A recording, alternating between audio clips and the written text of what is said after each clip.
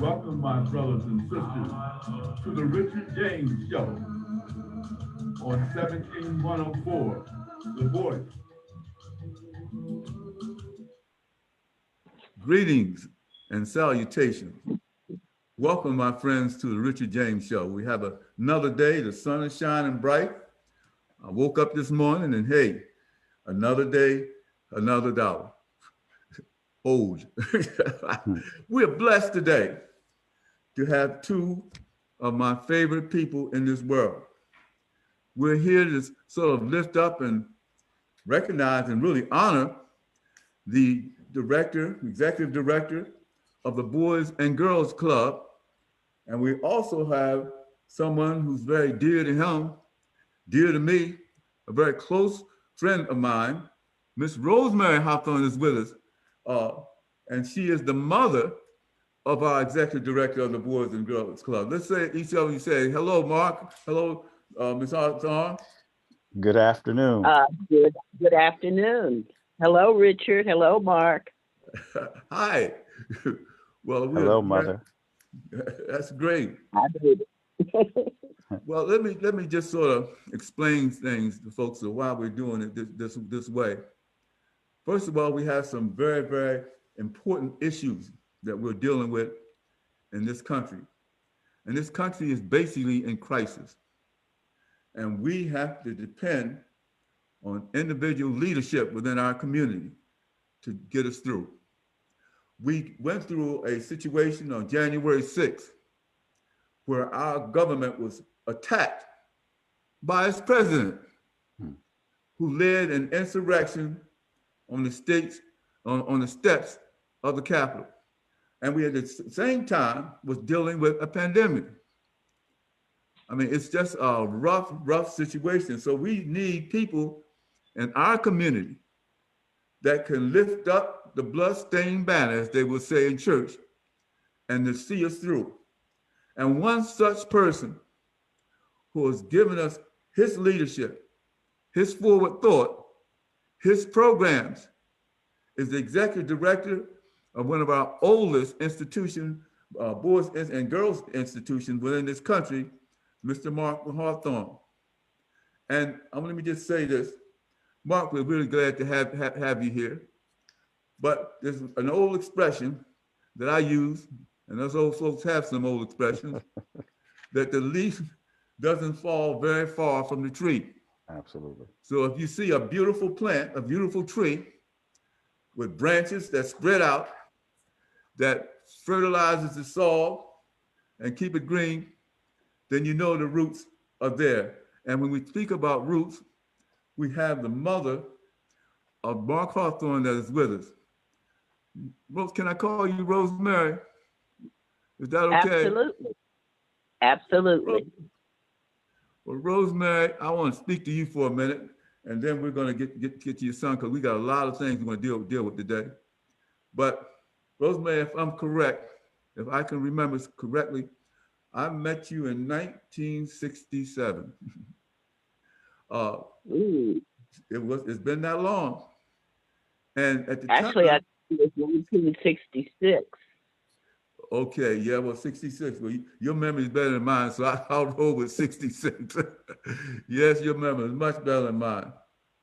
But your son, I think he was 2 years old. No, he was 1 or 2. May have been 1. I think he was 1. That's why I think he was 1, because he still fit in the pram. Right. I got you. And I want just okay. I just want to ask you some questions about how things were then. We want to get an idea of some of the things that Mark has experienced that makes him who he is. It makes him the dynamic leader he is. And you came along and you had a son and you raised him basically by yourself. Can you give us an account of how things were for a young African-American woman trying to make it in 1966? Can you just give us a kind of an overview of what your thoughts are? Well, I have a little correction for the raising him by myself, because I happen to be fortunate enough to be one of those people who had that village that people talk about Yeah. That participated in helping me raise my son. Primary people being my mother and father and my brothers, and secondary to that, friends and extended family. I lived with my parents until he was a year old before I moved into my own apartment. And then later in life, when he was about 7, migrated to California with he and I and our Great Dane got on a plane and flew to California in 1973. Okay. So after our relocation, I had an extended, that family became friends here in California that became a part of my life, that were very, very supportive and instrumental in as much as I participated in forming Mark's character. They were there also in support of us. So I've been a very fortunate person in raising him as a, quote, single parent with a lot of help. Fantastic. Thank you for the clarification, because I know that help exists. That's real. And your parents, like you said, you live with your parents for a while. I remember meeting your dad, and he was a tremendous guy.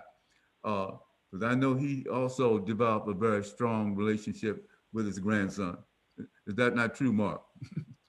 Absolutely. It's one of the leading forces in my life, especially from the male perspective. Absolutely. That's fantastic.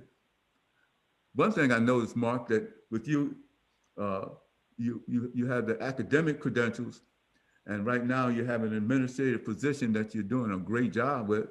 But man, you also have some other kinds of trade skills. You got electrician, you're a plumber, you're a carpenter, you do all this stuff. Your granddad had something to do with that, didn't he?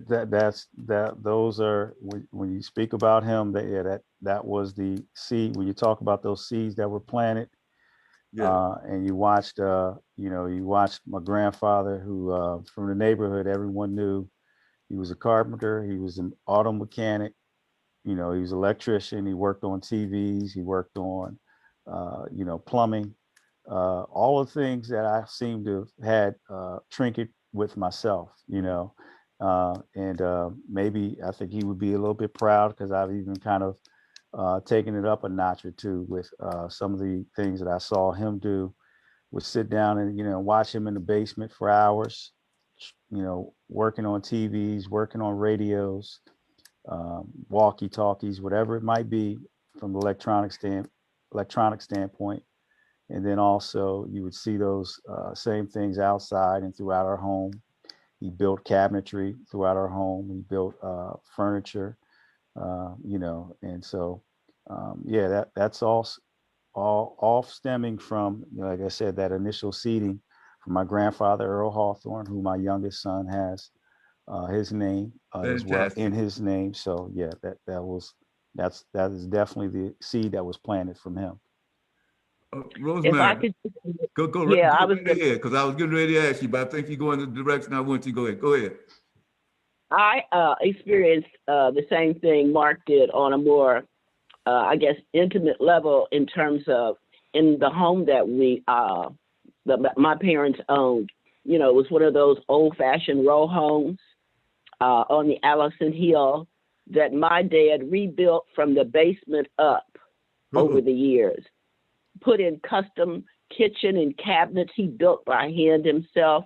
We had a dirt floor in the basement, put in a cement floor, replaced all the walls and ceilings, and refurbished the attic, put a new roof on the house. He rebuilt that home we lived in, from the foundation through the wiring, everything you can imagine that, a skilled home builder would do. My dad was able to do in the home that they occupied up until after my dad passed away. My mother lived there. Right. And the funny thing, just a little quick postscript, the lady who ended up renting the house, because my mother sold it, for years afterward would stop her when she would see her and tell her how much she enjoyed living in that house because of how nice and unique it was. That's fantastic. But tell me, I think not only did he do those kinds of things, I understand he gave you some strong spiritual and emotional support for the both of you. Is that true? Well, for me, it started when I was 3 years old because my dad was a reader and he took me to the library. And I got bored with the children's books and started to want to read the books in the adult section. And he was the one who convinced the librarian to allow me to go into the adult section at 5 years old because I was bored with the children's books. I wanted to read adult books. And that was based on his reading because he read everything, from manuals to novels to everything that you can imagine. And I got that from him. I read everything. Yes, I would agree. Growing up, as you know, I have a lot of manuals and stuff around my house. And as my mom had indicated, you would see my grandfather had a full encyclopedia of health and medical books that he was able to diagnose. Not to say he was a doctor or work, but he was able to understand, you know, health issues and things like that, as well as, like I said, going through electronics to other types of, you know, his other interest that he was in. But I would say probably one of the most keen things that he kind of gave me in terms of spirituality and thing is, Yeah. and it is also was a love for music. Oh. And a variety of music. And as a lot of you, and I'm sure you were aware, my, you know, coming up through how music kind of had a key part in my life in terms of doing some things, as I used to DJ and you know, and do a lot of different concerts and events and things like that years on. But that, you know, all stemmed from a love of a seed of music that was always present in our home and throughout with my grandfather. Wow. Yes, just to piggyback really quickly, my mother and father both had beautiful singing voices. And when I was a little girl, they had a piano. My dad could play the guitar. They used to have little singing fests with some of my dad's friends who would come over. Yeah. I can't carry a note. Okay. But I love music. But Mark really was able to expand that, doing that early, late 70s, early 80s into the 90s, DJing here in California. He was quite the on-demand DJ. All right. All right. Well, let's talk about your mother. She was quite an influence in your life also, Rosemary, and Mark. So talk about mom and grandma. My mother was an exceptional person. It took me years to be able to really appreciate totally who she was, Yeah. but most of what I've been able to accomplish in life is based on the basic skills and foundation coming from my parents. Right. You don't always recognize it at the time, but Yeah, the reading skills, the interest of the outside world that I got from my dad, and the basic foundation. My mother used to take me shopping in New York when I was a little kid on the train, taught me how to behave in the city, how to protect myself. As a little kid, less than 5 years old, I remember getting on the train with her and going to New York to shop from Harrisburg. You know, I was born there in Harrisburg in the Polyclinic Hospital, which probably isn't there anymore. But my mother is from the South, and my dad, whose family is an immigrant family from the Antigua, came from out of Florida into the Philadelphia area, which is where my dad spent most of his life. So we have a lot of family in Philadelphia. Right. That's fantastic. And I would agree. I mean, you know, my matriarch is the name that, you know, Yes, comes sir. to mind. And, you know, we, you know, as a young kid, you know, as my mother indicated, I stayed a great deal with my grandparents, and she was that force that, you know, kind of that pulsating force that, you know, when family were coming by, she was the head of the household. She was the matriarch that, that kept everything in order, that prepared those wonderful meals that we can still smell and taste Oh, yeah. You today. can't talk about my mother and not talk about her cooking. Right. Everybody on Baum Street, which is where we were from, would moan and groan about what is your mother cooking today that smells so good. Right. She's a wonderful cook. She cooked from private homes to restaurants to hotels over her lifetime. I would say probably the most flattering comment I would have, and I haven't said this, but I've started to say this more recently, that I have for my grandmother is that my wife Stacy is a offspring of hers, because she is one of an individual who has a lot of qualities that my grandmother has. So obviously, yes, she does. That's why I would say that I probably landed that lucky woman. I heard that. Yes. That's fantastic. Yes, she does. She certainly does. I often tell Mark that his wife reminds me of my mother. Fantastic. Yeah, the leaf doesn't fall very far from the tree. And Never does. I can see where you had some wonderful roots in that thing. It takes a village to raise a child. That makes a lot of sense because we're not alone in this world. And it's just wonderful that you had that kind of supportive family that was involved in doing those kinds of things. Rosemary, you and I were friends back in the day. And yes. I was very, and very we much. Still are in this day. Again? I said we still are in this day too. Absolutely. No question about that. That's a fact. But I can remember there was a lot of things going back in the day that we had to deal with. I mean, there was things like drugs. Heroin was a big thing then. And you were raising a young African-American male. And the young African-American male was always targeted when it comes to law enforcement and it comes to issues that people are talking about now. We had to deal with back there in the 60s. Right. I don't know if it's worse now. We hear about it more than we hear about it then, but it's just terrible.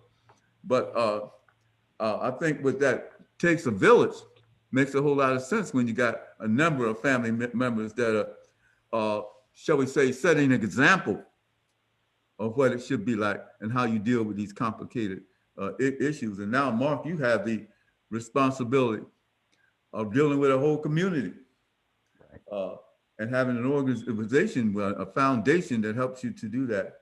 And how some of these things that you experience with your family help you in terms of dealing with individual kids. You deal with kids from all phases of life and from different ethnic groups in different directions. Right. But it sounds like you had the background in terms of your family, not only your education, but the background and the support system to help you to do this. Yeah. Right. And so, and in saying that, you're right. My grandmother, being the matriarch, there was so much, one of the things that we try to strive for and try to instill upon our young people is the service to others. And the service that my grandmother, I think, did within our family group and also our neighbors and friends. I mean, it was just phenomenal, from sending care packages to cooking to providing clothes. I mean, she would shop at youth centers and thrift stores and fill up the living room with clothes. And it wasn't, primarily for us. It would be for other family members, other church members who she was a part of. But it also goes, even to my mother's. There was a great deal of things that, I had mentioned this to you earlier, Richard, that sometimes you don't see you don't know those things that kind of leave a lasting imprint on you. But there were several organizations when we moved to California that my mother was a part of. One of them I remember was called ACCI. And my mother can tell you what that acronym stood for. But then there was also a woman's shelter that she had worked with, Wow. and for battered women. And these folks were in our homes. These folks shared, we shared with them at our dinner table. They spent the nights in our rooms, and they were assisted, by the two women who we're talking about, which is my mother and my grandmother, who just did wonderful things for people in their community and their family and friends. So, Mom, you can kind of talk about what those things were a little bit more Yeah, I'd like to detail, hear because Well, the ACI was Asian Americans for Community Involvement, was an Asian advocacy organization. A comparison would be for the NAACP. This was for Asians in California. It was a grassroots organization that I became a part of as an administrator through a government program at that time. I can't remember the name of it anymore, but it was part of what's his name from Texas, our president. I'm telling you, my memory is not what it used to be. Is it Bush? No, the one that succeeded Kennedy. Lyndon Johnson's poverty program. Okay. There were grants that became available in which you hired people from the community who do skill enhancement. And I definitely developed skills and a wider perspective in education working in that program. I also worked for a battered women's program. It was called Roma Women's Program out of San Jose. And that particular program really put me in touch with a lot of women's issues, and I made a lot of friends. So that those two particular organizations gave me a community base and understanding of the area that I lived in that was just exceptional. Yeah. And again, going back to my mother in particular, her grassroots support of her community, as Mark said, involved, her preparing meals for families that were in crisis, extended family. Like he said, she would shop at thrift shops and send packages to families that were related to us and not related to us through the church, for children that lived in rural areas that, didn't have shoes and clothes to be able to go to school in the South.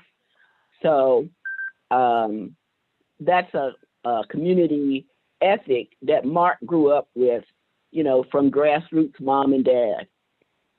That's good. Well, Rosemary, you also helped out in Harrisburg at the Hill Community Action Center. You would help there. You were there for a while. And you understand you worked for Legal Aid?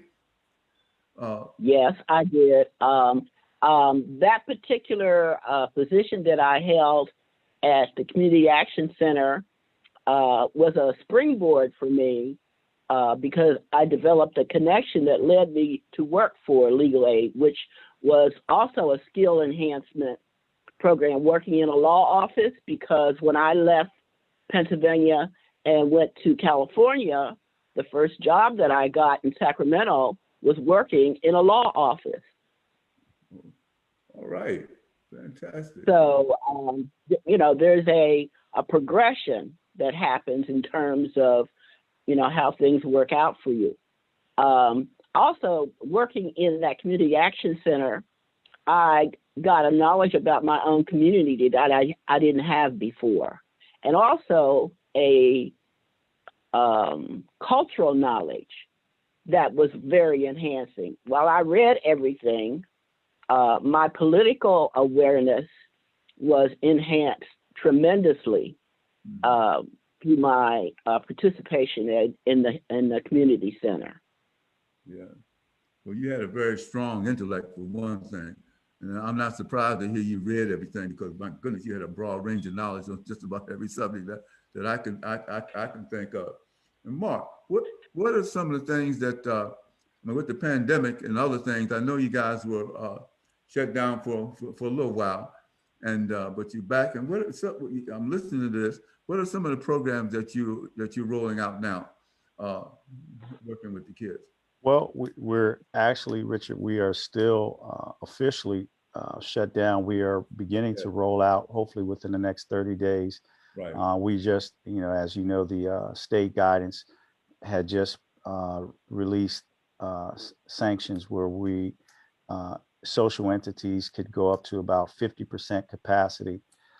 So now with it's been very important that I guess the shots have been able to roll out, and so we're hopeful that folks are beginning to kind of take those things into consideration, begin to get their shots. And as we begin to, we're planning our summer program, which will be begin in June, but we want to do something like a soft opening and have some special events, which we've continued to do to continue on.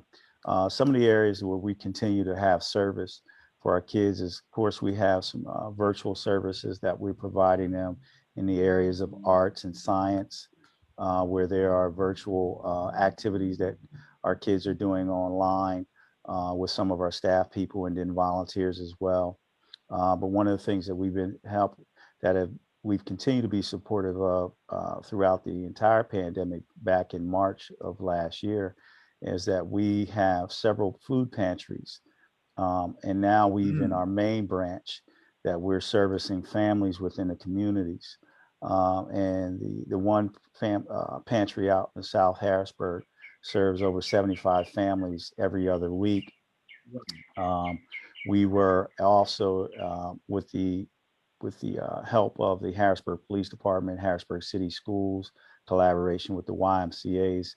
When the pandemic began, we were servicing families at every elementary school within the district of Harrisburg. So we were the warehouse for volunteers that were packaging up the food to go to each of the elementary schools, whether it would be Foose, whether it be Lincoln, whether it would be uptown at Camp Curtin. So there was a kind of an organized kind of movement of food that went through the summer months, where we continue to make sure that folks and our children were being fed. Because one of the things that I know we've talked a lot about over the airways and with other conversations in terms of our young people are missing out a lot in terms of course, this new structure of how they're doing virtual schooling and how that's being affected. But one of the other things that's been truly missed out is that most people don't realize that a lot of our kids were also eating at school 2 and 3 times a day. And then they were also eating at the Boys and Girls Clubs and other programs in the evenings as well, 2 and 3 times per day for after school programs or summer programs. So there was definitely a need to make sure that we could offset some of that food loss and some of that shortage where we were not having opportunities to feed our young people because they weren't in our presence at the time. So those were some of the projects that we are even continually working on. The food pantries, even as we go back into our regular based program, we will still continue to have food pantries in a meaningful way because it's been so valuable to our communities. If you would see the how much the community is supportive of having the food from the different various sources that we're able to gather our foods from, it is tremendous, and we want to continue to keep that ball rolling. As I say, the leaf doesn't fall very far from the tree. Seems like some of the things that your mother was involved in and done, and your grandmother, that you pushing on, and that's the way it works. And I think that's a wonderful thing. Ms. Harrison, Rosemary. Yes. You still with the flood? The flood was that?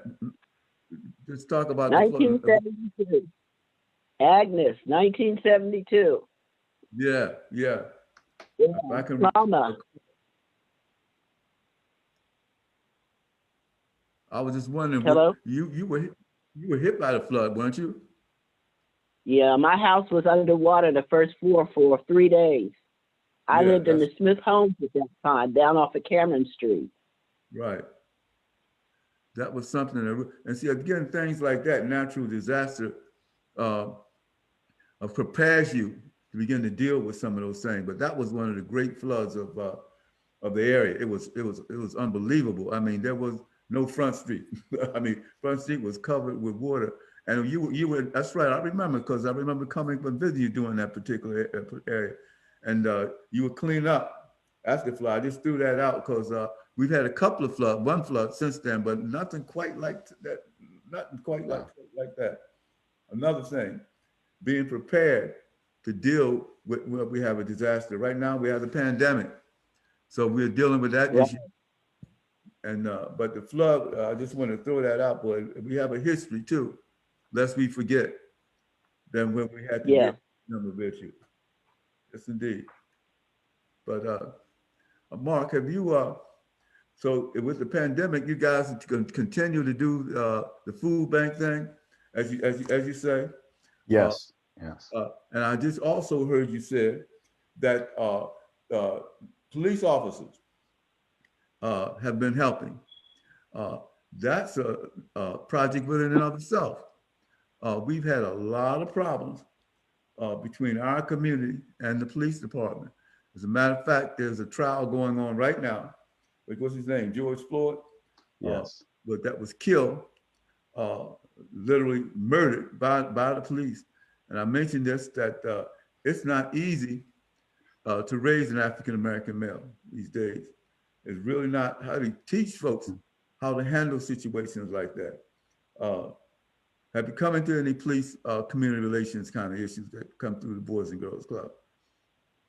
Yes. As a matter of fact, yesterday was we had I won't say a surprise, but one of there's a police officer, actually a state trooper, who is a former alumni, and I'm not going to use his name right now, but he stopped by yesterday with one of his colleagues who was Caucasian uh, state trooper as well. And they basically had come up by to which this former alumni who is a state trooper, he's come to the club and met and spent some time and also has spoken to our children and just engaged with them, as I think it's very important to do. But he brought one of his fellow colleagues over who is really not, he's not from the Harrisburg area. His colleague is not, but he is currently living in, on the other side of town. And, they were having a conversation in a lunch about community involvement. So, and what was unique about that is that, our former alumnus, who was the officer, he said, "Hey, I want you to meet someone at the Boys and Girls Club. There's some things that I've done before there. And I believe there's some ways that we can get you involved and kind of get you connected with the community." And I think that's what's really important. We've been talking about that here for years. I know from the club's perspective, we've been a part of several different initiatives over the years that have involved police officers. We have a program that we work through a foundation called the Cal Ripken Senior Foundation. And there's a program called Badges for Baseball. It's a 12-step program that works with a lot of character and team building that our local officers it's designed for volunteers and our local officers to be a part of, that connects young people with officers in that manner, to kind of build character, to get them to understand that, police officers are people too. And also gets the officers to understand that our young people are people as well. And they're young and they have, certain needs and emotions as well and feelings. But the key there is exposure, getting our kids the exposure, getting the officers the exposure to our community. And that's something we've been working on, I said, for over years. And I won't say we've had great success, but we continue to strive to have success in that manner. We've had participation from Harrisburg police officers in the past, and we continue to look forward to from that service. We've opened our doors under the former mayor when we used to have beat police. We said, hey, we have space here in the clubs. Come get a 50-cent soda. Come sit down and get some air conditioning during the summertime. And then, but more importantly, come and sit with some of our children and have lunch and talk with them and let them get to know you, because our children will ask them questions about, hey, is that a real gun? Hey, is that, what do you use that stick for? What do you use this for? And then the officers can really begin to have the dialogue back and forth with our young people about, what it is to serve in the community and what they're actually here for. The respect. I heard you say that police are people too. Right. And we've got to teach that to our young men. Don't get so caught up with your ego that, you're going to slam the police. And and when they talk about defunding the police department, I think that's the most ridiculous thing I ever heard, that we have to honor and respect to gain honor and respect. Correct. That doesn't justify murder, doesn't justify beating folks, but it's something. One thing we had, the Pennsylvania State Police, the first African-American commissioner of a state police force, took place here in Pennsylvania, a man by the name of Ron Sharp. Right. It was the first African-American commissioner in the country. He was surrounded by a young woman by the name of Virginia Smith, who was the first female major. Ben Brooks was the first speaker, but I'm very happy to hear that you continue in that relationship, because it's such a vital relationship. Right. Such an important thing. It's just so. I want to briefly, if you guys can bear with me, read a poem that speaks to some of the things that we're talking about now. Is that okay with you guys? Absolutely. Go ahead. We love you. We love your poetry. I have some of your books. You know that. Thank you. Yeah, you're in one of my books too, fella. Yes. You and your mom. Yes. Young man trying to express, to find some worth, some status. Don't do anything that will cause your own destruction. Drive-by shootings, crack cocaine, gang wars, making unwanted, uncared for babies is not the answer. It's far better to give, to share, to create than destroy. The foundation of your own existence is love and respect. Martin Luther King Jr., Shaka Zulu, Malcolm X, Harriet Tubman were builders of nations, carpenters of peace and understanding. Solomon, the son of David, was an architect of a new world firmly fixed in love. He restored hope out of adversity. He molded a nation, wisest of all wise men, the son of David, young man. Clear your head of opium dreams and crack illusions. Clear your mind from desperate thoughts of revenge. Learn to love yourself. Life is an important investment, but once it leaves, it's gone forever. I call it anger, hate, anger, love. Very nice. Answer. Very nice. It's just, and people don't know how to love. And people don't know that if you want to be loved, you gotta love. Gotta show love. Show love. Learn it. Learn how to give and learn how to take. And that's what friendship and relationships are all about. And that's something that you have shown. And I notice how those young people respond to you at the Boys and Girls Club, because I know you love them. Absolutely. You were taught love by the young ladies on the phone with us. Right. I mean, the issues and things were taught from a child up. It really was. I just wanted to throw that out, because you're dealing with everyday issues that we are concerned with, and we are doing it. Let me just ask a question. Boys and Girls Club. Yes. At one time, it was the Boys Club. Right. And now it's Boys and Girls. As it should be. Amen to that. What are some of the things that you're doing that pertain to young women and that help them develop and to grow and to feel good about themselves? You said in pertaining to young women? Yeah, young women. I mean, Sure. you may do it together, but is there anything, because sometimes we still have a glass ceiling situation where young women alone face discrimination because they're women. Right. There are positions that are not afforded them because they're women. Or sometimes they're given positions in which they can go so high. So and so they got to be trained to respect themselves and love themselves. Right.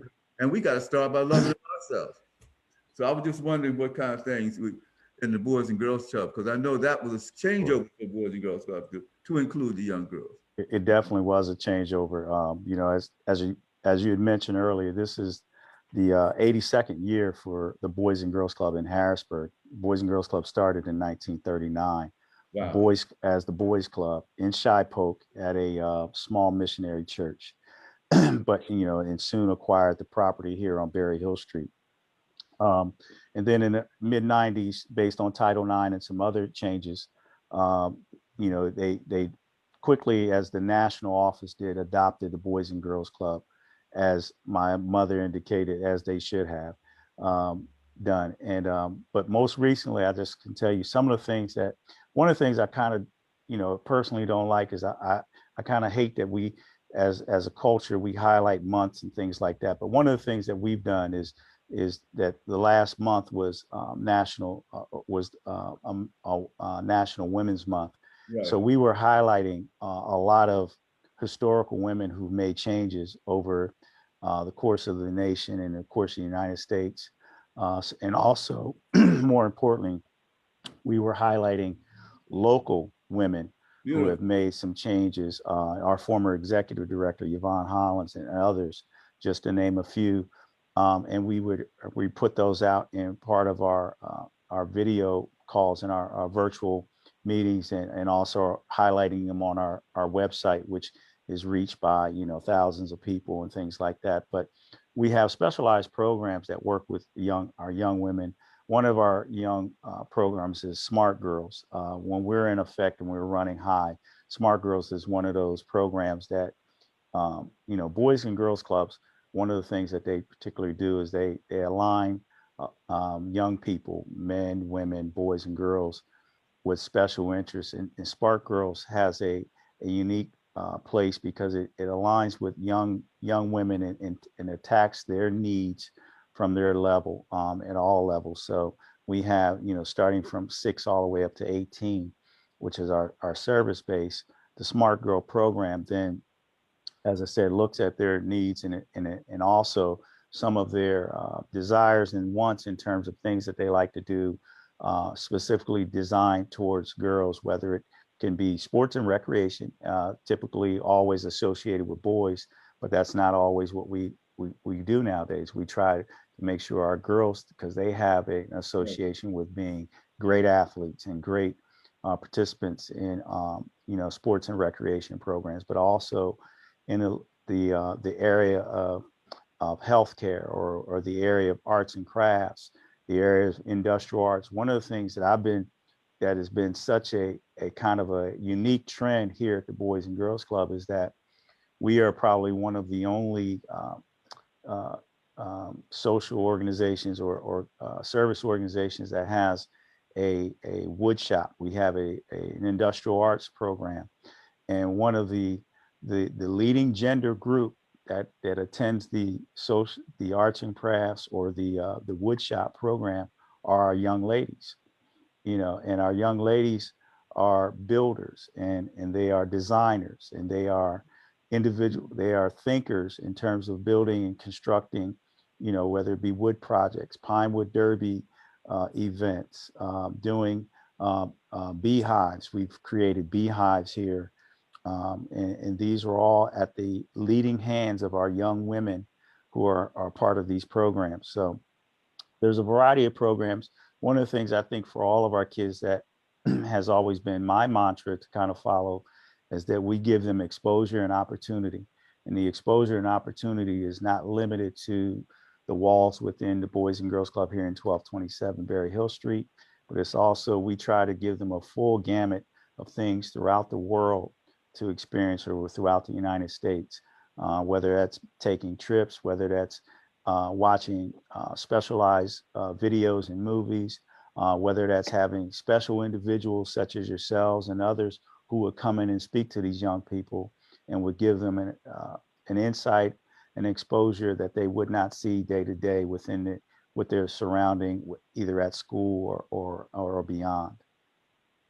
your Youth of the Year program. I know there's a young lady named is Houston. Is that what it was? That her name? Yes. She was that last year? She was Youth of the Year. I think that was 2 years ago. 2 Yes. years You, ago. you've been involved for a while now, Richard. So Huh? I said you've been involved for a while now, but yes, yes.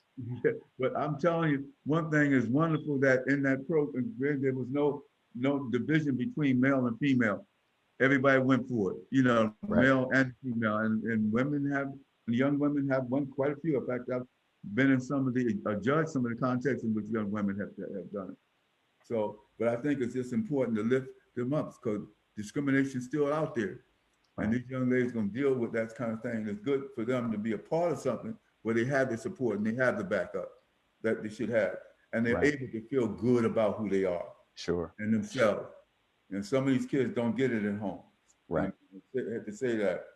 How have you done well have you done in terms of getting these parents involved in what's going on at the center?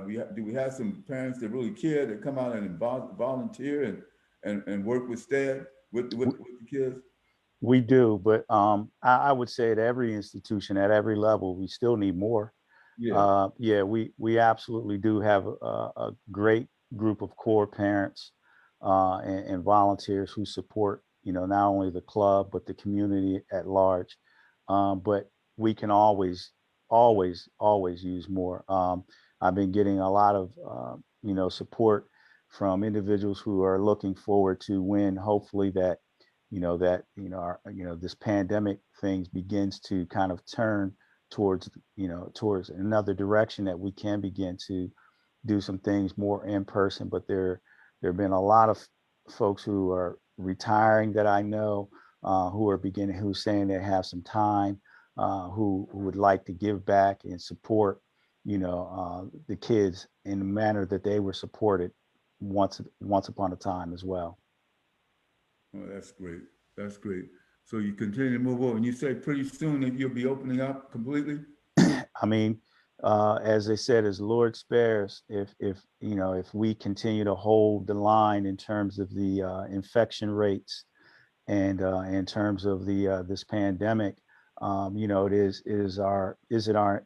is our intent to open up, hopefully within the next, do some soft openings, whether it's special events and also letting our kids in within the next 30 days. But we are scheduling our summer program as well, which will be having some large activities and service for beginning in June. Some folks are throwing out some horrible, misleading theories about this whole virus thing. And I'm talking about our folks. I had someone told me that one of the reasons Hank Aaron died, that he fell out because that he got the shot, and so he just fell dead. I mean, some of the most ignorant thing. In fact, I can recall when the Twin Towers came down and George Bush was president, they said that he was the one that really blew up the Twin Towers, because they wanted to blame it on us. We got some real ignorance. We got some real look for the boogeyman, in our community. And it's just so important that we tell people the truth, that we let them know exactly what's going on, and the kind of work and things that you're doing, not only the physical things in terms of the sports, in terms of the feeding folks, but also, again, I say the mental and the spiritual things that you're trying to teach our kids, that they are somebody. Right. That they are important, that they can do it. They can do whatever they think they can, but never accomplish more. Right. You got it. Yeah. I think one of the most important things that I continue to focus on, and that is a high priority to us in terms of our mission is it's nice. Our kids receive, they don't receive as much as they should, but we know that sometimes they receive a lot. But one of the things that we want to make sure that they understand is how to give. I think it's so important for them to learn how to give. So service to others, and is one of our important components of, our kind of our 6-step program mission. And, for me, one of my missions in growing up, and I guess, or should I say heroes growing up, of course, Muhammad Ali. And one of the quotes that he once said is, service to others is the rent that, and for the room that you pay here on earth. All right. And I believe in that so wholeheartedly, is that, if you're not giving back to others, then, you know, then you're not truly living what your goal is should be here on earth. Yeah, greatness is a grant that's given to those who care. You talk about greatness, and people think about it as just individuals who are well known. But what about those individuals that give back? You know, Absolutely. right. And And we got hundreds of thousands of them here in our community, Richard, from folks who, continually are giving back today, folks who were impacted by, we're talking about the Boys and Girls Club or the Boys Club. There are so many people who I run across from all areas of the yeah, country. I go over into the West Shore. There's so many people who are from the Allison Hill area who once grew up under the Boys and Girls Club leadership.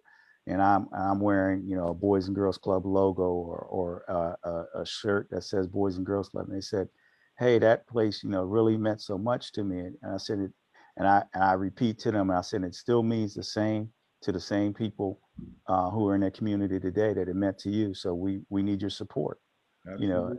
So that's why it's still important for, as you say, for us to have parent support, community support, and then those who were affected by the club and who were impacted by the club through, because we still have some of those same mentors, and we still have some of that same leadership that was here 82 years ago.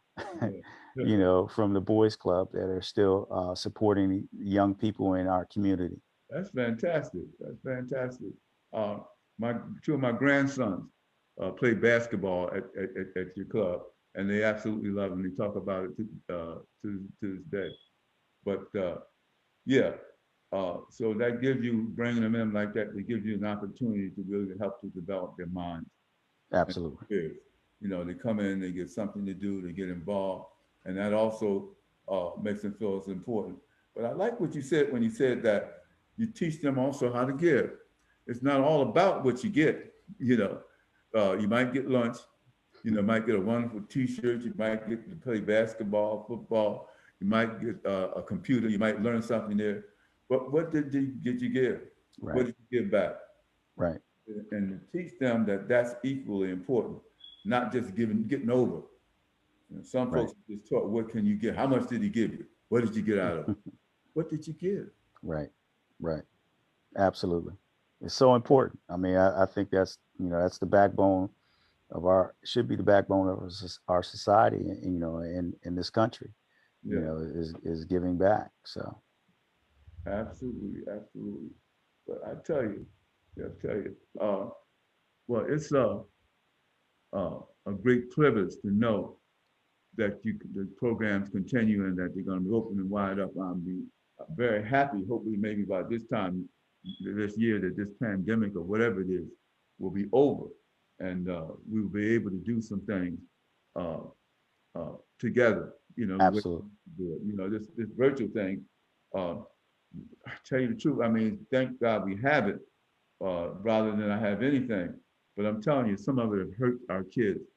I have a grandson that has special issues because of this not being able to interact with other kids. Right. Socially and mentally, I think it's important that we get back into school, but we get back safely. Right. Yeah. And that's how we feel is we need to get back to engagement, but doing it safely. Doing it safely. I think that's really Absolutely important. So, Mark, what does the future look like at the Boys and Girls? Are there any programs that you're looking at, maybe doing some funding, or any new direction that you're thinking about going in at this point, or this time? It's nice that you asked that question. I'm working with actually an old I guess neighborhood friend of ours, and just kind of there's a program that's out there that we are going to be a pilot program for, which is called the Scrubs program. Oh. And the Scrubs program kind of it takes on a meaning of its own in terms of it is a program that is looking at young people in the junior high school age group and beginning to give them beginning to give them exposure into healthcare and into medicine. And it looks at them not from just, we love, our people of young people of color who are doctors and who are nurses and RNs, but it also is looking at technicians. It's also looking at ER specialists. It's looking at individuals who will be working with home aid care, nursing care, but it's beginning to give them exposure through their alliance with other associations such as the Nursing Association, the Medical Black Doctors Association. We have a program that one of our former alumni as well is a part of, which is called Cocoa Moms, which they are part of an institute of doctors that is just going to be giving our young people in the middle school age, an opportunity and exposure for all different types of works and careers within the medical field. So that is one of the ones that I'm very excited, being in a pandemic period. One of the things that, you always hear a lot of these statistics, but one of the things I think that we knew even prior to the pandemic is that the medical field was in shortage of good people all across the board, taking care of senior citizens and individuals who are EMS and EMT workers. So there are, like I said, just a shortage of individuals, especially individuals of color, who we would begin to hopefully give them some exposure to, who would also be able to possibly then take some career choices later on as they begin to mature and make some of those decisions as they grow and finish their education. Fantastic. Well, we're at the end of the program, and I want to thank you, and I want to thank Ms. Rosemary Hawthorne for coming on the show, both of you, and sharing with us. Thank you for inviting me. Oh, it was wonderful. I know you would do it to death, and you did. You put it out there. It's wonderful. I felt like I learned some things. And thank God for you. Thank God for Mark Hawthorne. You let us know that there is some hope in the world. And I just want to say this to our viewing audience. Again, the Richard James Show will bring you some important information about what is going on in our society. We have here Mr. Mark Hawthorne, the Executive Director of the Boys and Girls Club. You need to get over there and volunteer, or get over there and donate something, or work with them to accomplish what they're trying to do. And just remember also that we still have a business. African Paradise is located in the Lebanon Valley Mall at 35 South 8th Street in the city of Lebanon. We need your support, and we need you to purchase some. Help us, please, swing up. But again, I want to say thank you, my neighbors and my friends. God bless you. Thank you, Richard. We love you. Yeah, thank you again, and let's just do it again and keep up the good work, Mark. We really appreciate you and what you're doing. Well, thank you for your time. I really appreciate it each and every time we get an opportunity to do so. Thank you, sir. Take care now. It's been great talking to you. Thank you. It was great. It was wonderful, Rosemary. Thank you. All right, take care. All right. Take care. Bye-bye. Thank you again for tuning in to the Rich James Show. Our African and our African American programs are set up to educate you on what's going on in this world. And thank you for taking out the time to listen. Let us hear from you sometime also. So this is your neighbor and your friend signing off. So I'll see you again next week and hear from you again next week. So long. God bless.